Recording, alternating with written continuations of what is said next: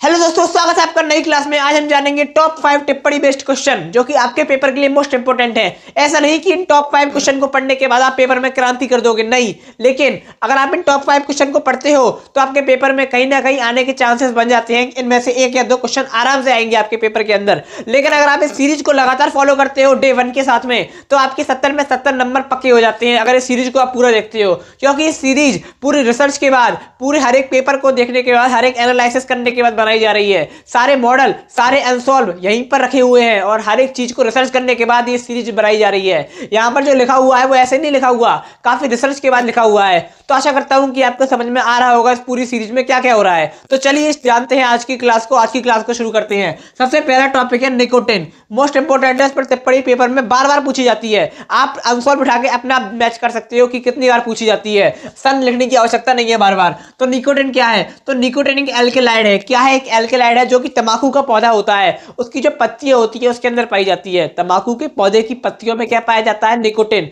और ये शरीर के हर अंग को प्रभावित करता है, शरीर के हर अंग को नुकसान पहुंचाता है। कौन? निकोटिन। इसकी टिप्पणी हो गई। सब आप जानते ही हो, आम चीज है। लेकिन एक हल्का सा आपको क्या कहते हैं, हल्का सा रिवाइज हो जाएगा, हल्की सी आपको ये चीजें पता चल जाएंगी तो आप इसे लिख दोगे। ठीक है। अगली चीज है दलहनी। तो क्या होता है? दलहनी को समझाइए, दलहनी की फसलों को समझाइए। इस प्रकार से क्वेश्चन आया है। तो दलहनी क्या होता है? दलहनी पौधों के अंतर्गत दाल वाले पौधे आते हैं। जो दलहनी पौधे, अरे नाम ही इसका दलहनी है।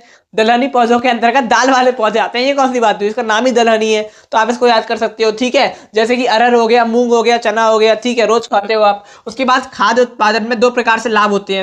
इसके लाभ पूछे जाते हैं। दलहनी इतनी इंपॉर्टेंट नहीं है जितनी इसके लाभ इंपॉर्टेंट है। लाभ मैंने दो सेट में देखे हैं लगातार। तो हमें प्रोटीन के स्रोत क्या है? प्रोटीन के स्रोत है। साथ में दलहनी की जड़ों में राइजोबियम जीवाणु पाया जाता है। कौन सा जीवाणु? राइजोबियम जीवाणु, जो जिसकी उपस्थिति होती है, जो मृदा से में NO2 यानी कि नाइट्रोजन की मात्रा को बढ़ा देता है, जिससे मृदा की जो उत्पादन क्षमता होती है, उर्वरक क्षमता होती है, वो बढ़ जाती है। कैसे बढ़ जाती है? जो राइजोबियम जीवाणु होता है वो कहां पर उपस्थित होता है? दलहनी पौधों की जड़ों में। दलहनी पौधों की जड़ों में। और जब वो उपस्थित होता है तो उसमें क्या होता है? उससे NO2 की मात्रा बढ़ जाती है, यानी कि नाइट्रोजन की मात्रा, और मिट्टी की उर्वरक क्षमता बढ़ जाती है। ठीक, सीधी सी बात है। और ये प्रोटीन का स्रोत है। सीधी सी बात है, दालें सारी प्रोटीन की स्रोत होती है मेरे दोस्त। किसकी स्रोत होती है? प्रोटीन की। अगली चीज है स्व विलुप्तता। मोस्ट इंपोर्टेंट है और ये बार बार आता है, हर साल आता है ये स्व विलुप्तता। तो जब एक जाति विलुप्त होती है, यानी कि जब एक जाति विलुप्त होती है, कोई जाति है वो हो गई विलुप्त। क्या हो गई? विलुप्त हो गई।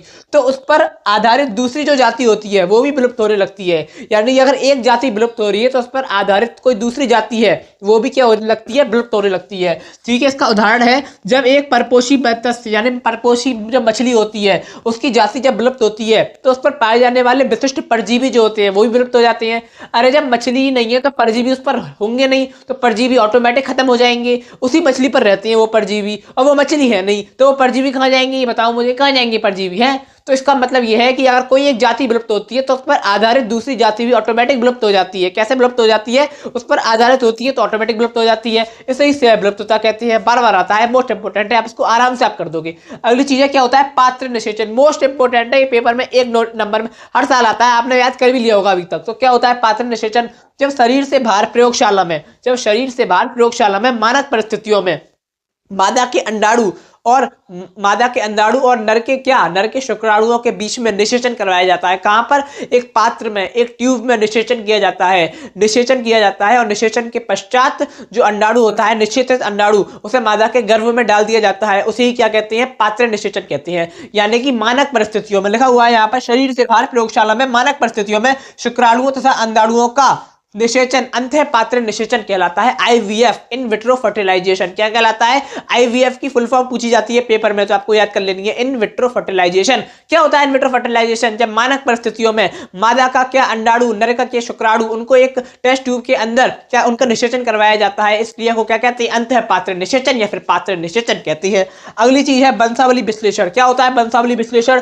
तो यह एक ऐसा चार्ट होता है जिसके अंतर्गत लक्षणों की आनुवंशिकता का क्या होता है? चित्रण होता है। यानी कि जो लक्षण है, आनुवंशिक लक्षण है, वो कैसे हुए, इस पीढ़ी में कैसे थे, अगली पीढ़ी में कैसे हुए, इस पीढ़ी का कोई रोग उस पीढ़ी में गया कि नहीं, इस पीढ़ी की चीजें उस पीढ़ी में गई कि नहीं। मतलब एक वंशावली चार्ट है। इस चार्ट के जरिए हर एक चीज का क्या रखा जाता है? ब्यौरा रखा जाता है कि आनुवंशिकता में क्या हो रहा है, कैसे लक्षण बदल रहे हैं, क्या लक्षण में चेंजेस आ रहे हैं, क्या कुछ नहीं हो रहा, क्या बीमारियां आ रही है, क्या क्या सब देखा जाता है। क्या देखा जाता है वंशावली विश्लेषण के अंदर? तो एक ऐसा चार्ट होता है जिसके अंतर्गत क्या होता है, लक्षणों की आनुवंशिकता का चित्रण किया जाता है। किसी भी जीव या पीढ़ी के लिए बनाया जा सकता है। ये किसी भी जीव के लिए, चाहे जैसे मनुष्य हो गया या फिर और किसी कोई जीव हो गया, कोई जंतु हो गया, या किसी भी पीढ़ी के लिए बनाया जा सकता है। ठीक है, तो इसके उपयोग क्या है, पूर्वजों के गुणों की उत्पत्ति का पता लगाने में। जो हमारे पूर्वज हैं, हमारे हम पहले बंदर थे, ये क्या थे, तो उनकी जो उत्पत्ति है वो पता लगाने में किसका उपयोग किया जाता है, वंशावली विश्लेषण का। दूसरी चीज है अनुवांशिक रोगों का पता लगाने में। अनुवांशिक जो रोग होते हैं जो एक पीढ़ी से दूसरी पीढ़ी में आते हैं, उन रोगों का पता लगाने के लिए किसका उपयोग किया जाता है, वंशावली विश्लेषण, जो एक चार्ट है, ठीक है, उसका उपयोग किया जाता है। तो आशा करता हूं कि आपको समझ में आ गया होगा। ये टॉप 5 टिप्पणी है जो कि आपके, अब हम सीरीज को लगातार जल्दी जल्दी फॉलो आगे बढ़ा रहे हैं, जो हम एक एक क्लास में 5-5 चीजें कवर करने का कोशिश कर रहे हैं। और ये छोटी छोटी चीजें थी तो मैं सोचा एक में लगा देते हैं, तो सब चीजें 5 चीजें एक में कवर कर दी है यहाँ पर। अब मैं आपको मिलूंगा नई क्लास में नए टॉपिक के साथ में। सीरीज को लगातार फॉलो करते जाइए और आगे बढ़ते जाइए। ये सीरीज पूरी किसी भी, क्या कहते हैं, कॉन्सेप्ट वाइज नहीं चल रही है, यानी कि हम केवल इंपॉर्टेंट पर फोकस कर रहे हैं इस समय। ठीक है, आपके पेपर आने वाले हैं, तो उन पेपरों की दृष्टि को नजर में रखते हुए, हम सीरीज को लगातार आगे बढ़ाते जा रहे हैं। तो आशा करता हूं कि आपको समझ में आ गया होगा। अब मैं मिलूंगा आपको नेक्स्ट क्लास में नए टॉपिक के साथ में। तब तक के लिए जय हिंद, जय भारत।